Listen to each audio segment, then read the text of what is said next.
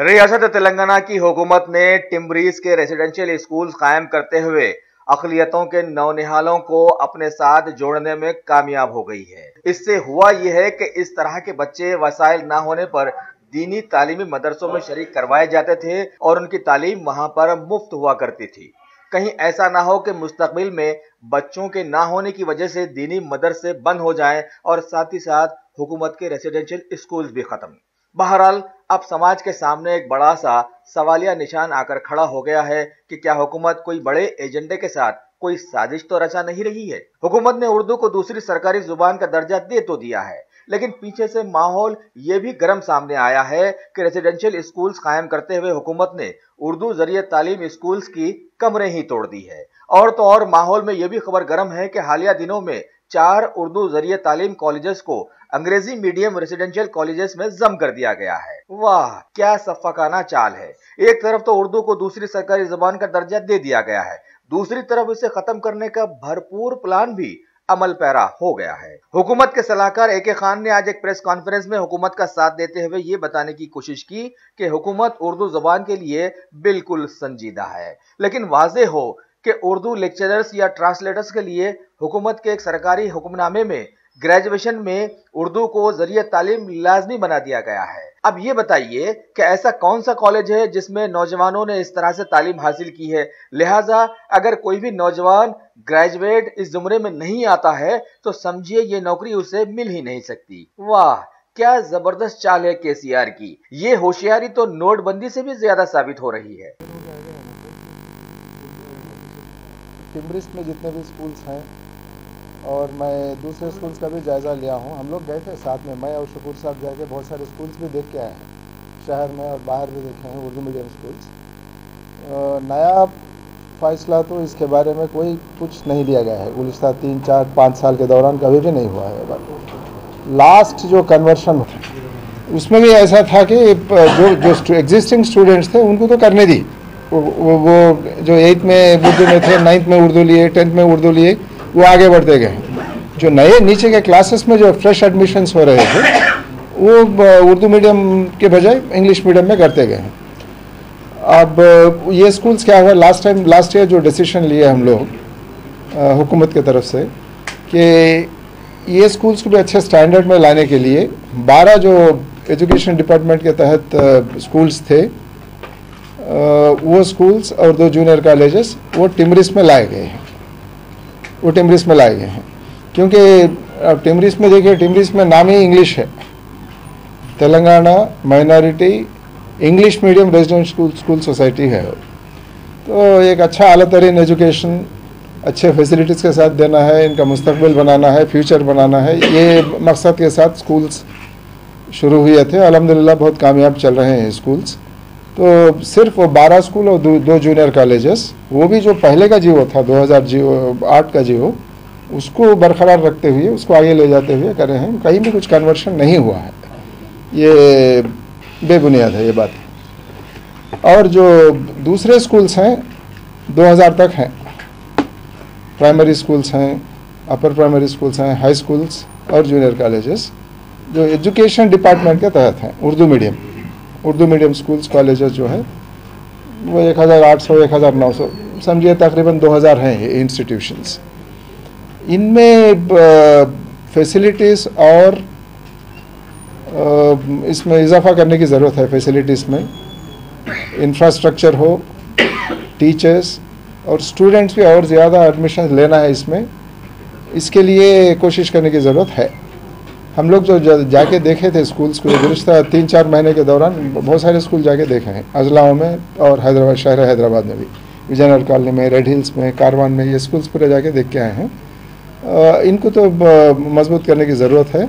इसीलिए minority welfare department के जानिब से हम लोग एजुकेशन डिपार्टमेंट से इशू टेकअप कर रहे हैं, एक नोट भी दिए हैं उनको कि स्कूल्स में अब कौन से फैसिलिटीज़ हैं उर्दू मीडियम स्कूल्स में और क्या क्या वहाँ फराहम करने की ज़रूरत है। और टीचर्स जो हैं टीचर्स की कमी जहाँ कहाँ कौन से स्कूल्स में है, वहाँ पर टीचर्स को जो अपॉइंट करना है वो काम भी तेज़ी से होना है। अब एक अच्छी बात यह है कि अब जो DSC डिस्ट्रिक्ट सिलेक्शन कमेटी का काम जो शुरू हुआ है, उसमें टीचर रिक्रूटमेंट टेस्ट TRT के तहत स्टूडेंट्स को, टीचर्स को रिक्रूट करते जा रहे हैं। इसमें उर्दू टीचर्स भी हैं, मगर ये रिजर्वेशन का इशू अभी सॉल्व नहीं हुआ है। अब जितना भी रिक्रूट करो आप 22%, 22.5% ऐसे वैकेंसीज रह जाएंगे, क्योंकि रिजर्वेशन का मसला है उधर। तो इसको ओवरकम करने के लिए एक तरकीब ये सोचे थे हम लोग कि एक बार 2 बार नोटिफिकेशन देंगे, जब रेस्पॉन्स नहीं आता है रिजर्व कम्युनिटीज से, जब उसको ओपन अप करके जनरल रिक्रूटमेंट में लेके जाएंगे इसको। तो वो एक बात है, वो उसको हम लोग परस्यू कर रहे हैं। गवर्नमेंट में जो 2-3 डिपार्टमेंट्स हैं उनके साथ वो परस्यू कर रहे हैं। अब फिलहाल जो टीचर्स की कमी है उसको पूरा करने के लिए एजुकेशन डिपार्टमेंट से विद्या वॉलंटियर्स के तौर पर पहले वॉलंटरी बेसिस पे टीचर्स को ले रहे हैं, ताकि स्टूडेंट्स का फ्यूचर जो है, स्टूडेंट्स का एजुकेशन अफेक्ट नहीं होना चाहिए। इसको नज़र में रखते हुए हम लोग विद्या वॉलंटियर्स के लिए पूछे हैं। और विद्या वॉलंटियर्स गुज़िश्ता चंद महीनों के दौरान काफ़ी बड़े पैमाने में विद्या वॉलंटियर्स अपॉइंट हुए हैं, फिर भी वैकेंसीज हैं। और अब ऑलरेडी हम लोग मार्च के महीने में हैं, तो एग्जामिनेशन भी शुरू हो गए हैं। तो 1-2 महीने के अंदर हम लोग ये 18-19 का एकेडमिक ईयर, जब तक ये विद्या वॉलंटियर्स को अपॉइंट करने का काम पूरा कराएंगे इसको, ताकि टीचर्स की वैकेंसीज ना हो। और एक बात भी ये है कि उर्दू को तो काफ़ी अहमियत दी जा रही है, देना भी ज़रूरी है। सेकेंड ऑफिशियल लैंग्वेज जब डिक्लेयर हुआ है, तो क्या क्या स्टेप्स लेना है इसको पूरा डिटेल से हम लोग लिस्ट आउट करे हैं। ये लिस्ट आउट करने में 5-6 कदम उसमें काम शुरू हुआ है ऑलरेडी। एक GAD और ऑफिशियल लैंग्वेज कमीशन को ऑलरेडी लिखे हैं हम लोग कि साइन बोर्ड्स जो होते हैं सरकारी दफ्तरों में हो या बाहर, जहाँ भी ऑफिशियल लैंग्वेजेस कमीशन के तहत उनके गाइडलाइंस में ऑफिशियल लैंग्वेज आइडेंटिफाई करने के बाद जो भी काम होना है साइन बोर्ड्स रखने में उर्दू लैंग्वेज में, उसके लिए ऑलरेडी एड्रेस करे हैं, उनसे परस्यू कर रहे हैं। और एक बात यह है कि इंफ्रास्ट्रक्चर की बात तो मैं बताया हूँ, उर्दू स्कूल्स में इंफ्रास्ट्रक्चर इम्प्रूव होने की ज़रूरत है। तो इंशाल्लाह नेक्स्ट एकेडमिक ईयर स्टार्ट होते होते इसमें कुछ ना कुछ काम होगा। और तीसरी बात यह है कि जो तेलुगु मीडियम स्कूल्स हैं, तेलुगु मीडियम स्कूल्स में हर स्कूल में कम से कम एक डिजिटल क्लासरूम शुरू हुआ है। अब ये डिजिटल क्लासरूम ऐसा है कि उसमें वहाँ पे ऑडियो विजुअल एड्स के साथ, यानी कि एक टीवी स्क्रीन, टीचर भी टीवी स्क्रीन और जितने भी वीडियो क्लिपिंग्स होते हैं इसके ज़रिए से टीचिंग की जाती है। ठीक है, ह्यूमैनिटीज़ यानी कि सोशल साइंसेस हो, लैंग्वेजेस हो, वहाँ इतनी अहमियत नहीं है डिजिटल क्लासरूम की जितना कि साइंसेस में है। अब साइंसेस में हम लोग 10th तक जब साइंस क्लासेस में रहे थे बचपन में, सिर्फ एक पिक्चर होता था, एक फिगर, उसको देख के हम लोग को समझ के, समझे नहीं समझे जो भी है, कुछ सीख लेते थे, लिखते थे, आगे बढ़ते थे। मगर आज क्या है, टीचिंग में साइंसेस के लिए डिजिटल क्लासरूम बहुत अहमियत रखती है।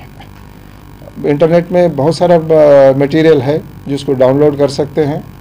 ऑडियो विजुअल ज़रिए से जब बच्चों को साइंसेस, फिज़िक्स हो, केमिस्ट्री, जूलॉजी, बॉटनी, ऐसे साइंसेस को जब ट्रेन अप करते हैं उनको, तो उनकी सोच और समझ कुछ अलग होती है, बहुत बेहतर होती है।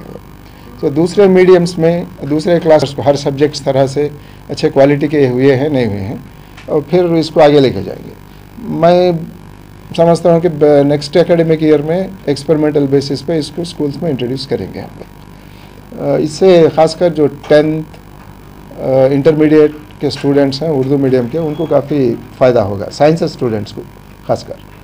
और एक बात ये तो इससे पहले शुक्र साहब बताए हैं आपको, जो उर्दू ऑफिसर्स का अपॉइंटमेंट जो होने का है, अब वो एक स्टेज पे पहुंचा है। वो JNTU के ज़रिए से करा रहे हैं रिक्रूटमेंट प्रोसेस, क्योंकि उनको काफ़ी तजुर्बा है रिक्रूटमेंट करने में। जैसे पुलिस रिक्रूटमेंट बोर्ड, उन्हीं के ज़रिए से कांस्टेबल्स का हो, सब इंस्पेक्टर्स का रिक्रूटमेंट, सारा प्रोसेस उन्हीं से कराते हैं। तो हम लोग भी उनसे गुज़िश्ता 1 महीने से कम से कम 10-15 बार बैठना, बात करना, उनके साथ पूरे डिटेल्स वर्कआउट करना, ये काम पूरा हो चुका है। मैं समझता हूँ कि आज क्या है, डेट 7 है, 10-15 दिन के अंदर ये नोटिफिकेशन आ जाएगा इंशाल्लाह। आएगा ज़्यादा से ज़्यादा एक 2-3 महीने के अंदर ये प्रोसेस कंप्लीट किया जाएगा। इसमें उर्दू टीचर्स को 2 लेवल्स में रखे हैं हम लोग। 6 पोस्ट ग्रेड 1 में रहेंगे और 60 पोस्ट ग्रेड 2 में रहेंगे। स्केल्स भी काफ़ी अच्छे हैं इनमें। ग्रेड 1 के लिए टेक होम पे तकरीबन 48,000 तक होगा, यानी कि उनका स्केल शुरू होना 37,100 से शुरू है स्केल, और ग्रेड 2 के लिए 28,940, यानी कि ग्रेड 1 में अराउंड 50,000 स्टार्टिंग पे, ग्रेड 2 जो है उसमें अराउंड 40,000। तो ग्रेजुएशन में उर्दू एक सब्जेक्ट या लैंग्वेज के तौर पर स्टडी करना है। सेकेंड लैंग्वेज भी अगर लिए हैं तो ठीक है, इट इज़ ऑल राइट। अब इसमें ये नोटिफिकेशन आने वाला है। वैसे ग्रेजुएशन और इक्विवेलेंट एग्जामिनेशन में Urdu as one of the subjects रहना ज़रूरी है। और बट 10th क्लास में कम से कम तेलुगु किसी लेवल पर, यानी कि लैंग्वेज 1 हो, 2 हो, 3 हो, जानना ज़रूरी है, उसमें पढ़े रहना ज़रूरी है। इसलिए कि अब जो ट्रांसलेशन होता है, ट्रांसलेशन मेन काम होता है इनका। ट्रांसलेशन में across the 3 languages they will have to do. Urdu से तेलुगु में कर सकना है, तो तेलुगु से उर्दू, उर्दू से अंग्रेज़ी, अंग्रेज़ी से उर्दू, ऑल द 3 लैंग्वेजेस। तो जो हमारा एग्जामिनेशन पैटर्न है उसमें भी हम लोग इस बात को नज़र में रखते हुए translations across 3 languages, precis writing, comprehension, इन बातों को उसमें लेके आ रहे हैं। वो नोटिफिकेशन में पता चल जाएगा आपको। नोटिफिकेशन और वेबसाइट पे सारा इन्फॉर्मेशन रखेंगे। तो ये भी उर्दू को और बुलंद बनाने में, लोगों को फॉलो करने में इम्पोर्टेंट है, क्योंकि सारे कलेक्टर्स पोस्ट होंगे, सारे मिनिस्टर्स के पास होंगे, असेंबली में सीएम साहब के पास, चीफ सेक्रेटरी, डीजीपी, यहाँ सब उर्दू ऑफिसर्स रहेंगे, ताकि जो भी काम उर्दू में होना है उर्दू में हो सके। उनको ट्रांसलेशन उर्दू मीडिया में जो छपता है, आज बहुत सारे ऑफिसर्स तक, पॉलिटिशियंस तक ये बात नहीं पहुँचती है। तो उनकी जिम्मेदारी होती है कि उर्दू मीडिया में भी जो आता है वो ट्रांसलेशन या क्लिपिंग्स निकाल के देना करना, ये भी रहेगा उनकी जिम्मेदारी में, ताकि what do minorities feel, particularly जो उर्दू से ताल्लुक़ रखते हैं, वहाँ पे क्या सोच है, क्या प्रॉब्लम्स हैं, उनको समझने में, हुकूमत में जो भी होते हैं उनको समझने में आसान हो। इसमें भी हम लोग 100 कैंडिडेट्स को हर साल सेलेक्ट करके इनको अच्छे से अच्छे ट्रेनिंग सेंटर्स, यानी कोचिंग सेंटर्स को भेज के ट्रेन करा रहे हैं इनको। मुझे याद है लास्ट ईयर जब हम लोग ये 100 लड़के लड़कियों को सेलेक्ट करके भेजे थे एग्जामिनेशन रखने के बाद, 2-3 आके ये भी पूछने लगे कि हम लोग उर्दू अगर ऑप्शनल सब्जेक्ट के तौर पर लेना चाहें तो कुछ सपोर्ट मिलेगा क्या हमें, क्योंकि किसी स्टडी सर्कल में ये सपोर्ट नहीं है, हासिल नहीं है।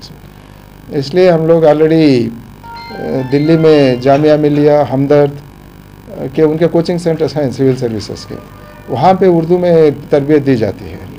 वहाँ का मटेरियल भी मंगाए हैं। अभी मैं शुक्र साहब से भी रिक्वेस्ट कर रहा हूँ ये मटेरियल एक बार स्टडी कर लेने के लिए, क्योंकि वो खुद प्रोफेसर हैं। तो ये देखने के बाद उर्दू में जो भी ऑप्शनल सब्जेक्ट के तौर पर लेके इसको परस्यू करना चाहेंगे सिविल सर्विसेज के लिए, उनको जितना भी सपोर्ट देना है हम लोग देंगे। वो बेशक ये सब्जेक्ट ले सकते हैं और स्टडी कर सकते हैं। मानू है यहाँ पर, मानू से भी कुछ सपोर्ट हासिल करेंगे, और जहाँ दिल्ली से जो मटेरियल है वो भी मंगवाएंगे। अगर ज़रूरत है तो दिल्ली को भी भेजेंगे इनको। अगर प्रीलिम्स कंप्लीट कर लिए ये लोग, पास हो गए, तो वहाँ भेजने के बारे में भी सोच सकते हैं हम लोग। ये उर्दू के लिए है। और एक बात की ज़रूरत भी है, तेलुगु टू उर्दू और उर्दू टू तेलुगु। वैसे इंग्लिश से हैं, इंग्लिश में हैं डिक्शनरीज, मेरे पास एक आधा डजन डिक्शनरीज हैं इसके उर्दू के, उर्दू इंग्लिश, इंग्लिश उर्दू। तेलुगु में इसकी कमी है। तो एक डिक्शनरी बनाने का काम भी उर्दू एकेडमी के जानिब से शुरू करेंगे। ये काम जल्द से जल्द इसको पूरा कर लेंगे हम लोग। बेनिफिट्स मिलना है वो सारे बेनिफिट्स, नॉन स्टैट्यूटरी बेनिफिट जो कॉन्स्टिट्यूशन में जो आते हैं उसकी बात छोड़िए, बाकी सारे benefits schedule caste schedule tribes को जो मिलते हैं वो यहाँ भी मुकम्मल तौर पर हासिल होना है अदर माइनॉरिटीज़ को। इसके लिए हम लोग सेशन होने के बाद में सोशल वेलफेयर के जो दूसरे डिपार्टमेंट्स हैं, ट्राइबल वेलफेयर डिपार्टमेंट और सोशल वेलफेयर डिपार्टमेंट, ये दोनों के साथ बैठ के हम लोग स्टडी करे हैं। 19 ऐसे स्कीम्स हैं उनके पास जो हमारे पास नहीं है। ये 19 स्कीम्स को लिस्ट आउट करने के बाद अब ये एक एक जो डिपार्टमेंट्स हैंडल करते हैं उनको सब लेटर्स भेजे हैं हम लोग, ताकि आप ये SC/STs के बराबर बेनिफिट्स यहाँ मिलना है माइनॉरिटीज़ को, तो आपके डिपार्टमेंट की तरफ से ये काम होना है। इंडस्ट्रीज़ डिपार्टमेंट की तरफ से कुछ काम होना है, बैकवर्ड क्लासेस डिपार्टमेंट की तरफ से कुछ काम होना है, जनरल एडमिनिस्ट्रेशन डिपार्टमेंट में कुछ होना है, एजुकेशन डिपार्टमेंट में कुछ होना है। ये सब लिस्ट आउट करने के बाद उनको लेटर्स लिखे हैं, एक एक हम लोग परस्यू करते जा रहे हैं इसको। थोड़े स्कीम्स ऐसे हैं जो एडमिनिस्ट्रेटिव हैं, नॉन फाइनेंशियल हैं, वो अब तक नहीं है। आप शायद अब ज़्यादा माइनॉरिटीज़ फाइनेंस कॉरपोरेशन के वो स्कीम्स के बारे में सोचते होंगे। अब ये जो देखिए, अब सर्विस कमीशन का इम्तिहान होता है, उसमें अगर उर्दू मीडियम में एग्जामिनेशन होना है या MSET का होने का है, उसमें उर्दू मीडियम में होना है। ऐसे जो इसमें कोई फाइनेंशियल इन्वॉल्वमेंट नहीं है इसमें।